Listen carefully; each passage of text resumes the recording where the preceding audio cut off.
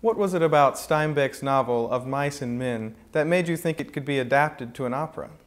Well, in the first place, it's a novella instead of a novel, which meant that part of the job of compression Steinbeck had already done.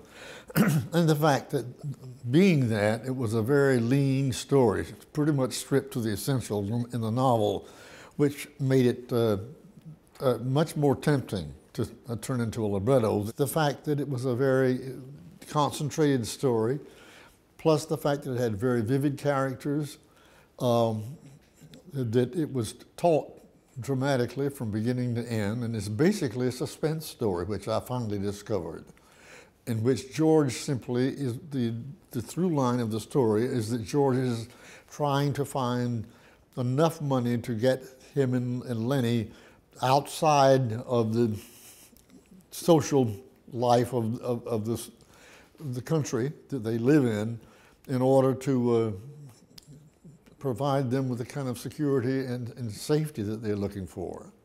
Was there an added pressure to adapting a literary work that was so well known? The fact that it was so well known actually worked in its favor. Later on when the opera was launched, obviously it was not something you have to explain around the world. People are very, very familiar with this novel and also with Steinbeck. So I found in Europe that people were already aware of the story and familiar with it. So I would think on the whole that was a very definite advantage. Well, as you mentioned, this story is already a novel, a play, and a movie. Did those styles impact your adaptation? No, as a matter of fact, it led me down the primrose path, and I had to do two different versions of it because my first was not nearly concentrated enough and not pared down enough. And I didn't realize this until I was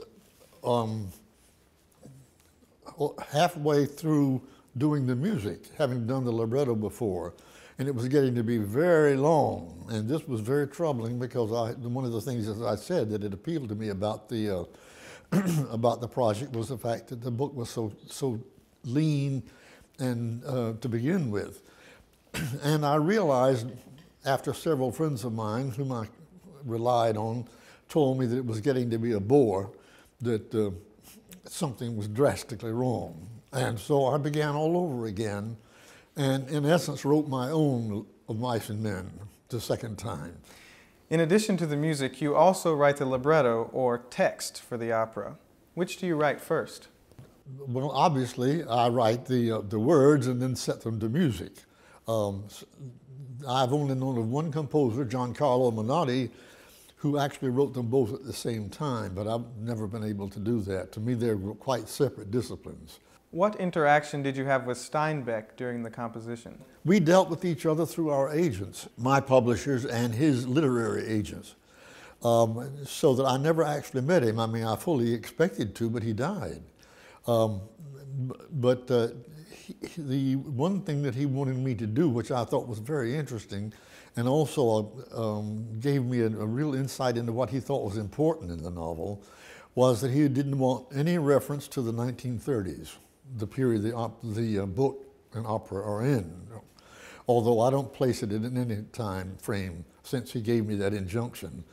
But obviously what he was saying in the book had nothing to do or had less to do with the social commentary than the fact that it was basically a drama about human attachment.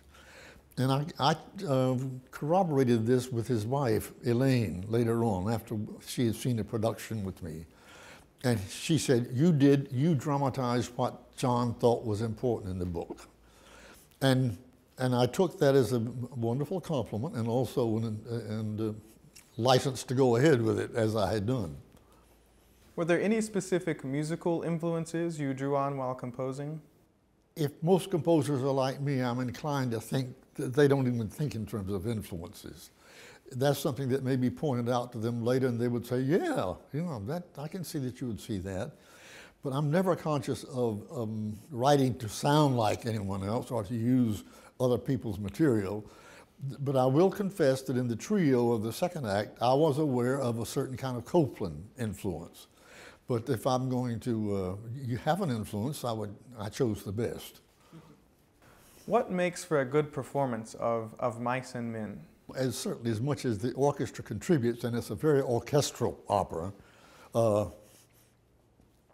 it's equally as important to have very strong singers who are also equally strong as actors.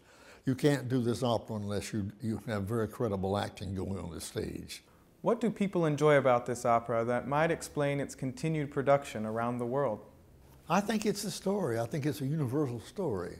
Probably the reason it's been done around the world so much and successfully is the basic human story that is epitomized in a way by this particular treatment of it. What do you want the audience to take away from a performance of Mice and Men? I want them to, first of all, be moved and affected by the tragedy of the story, because I don't know any story more heartbreaking than of Mice and Men, and certainly the final scene is just unmatched, just for its pathos, its profound pathos. And I think that has caused people to respond to it very favorably. George and Lenny are both, in their way, very, very sympathetic and appealing characters. But I think that it's a simple story to follow, and the opera, I can promise any audience, is almost like going to a film in terms of its pacing. There's very little room to doze.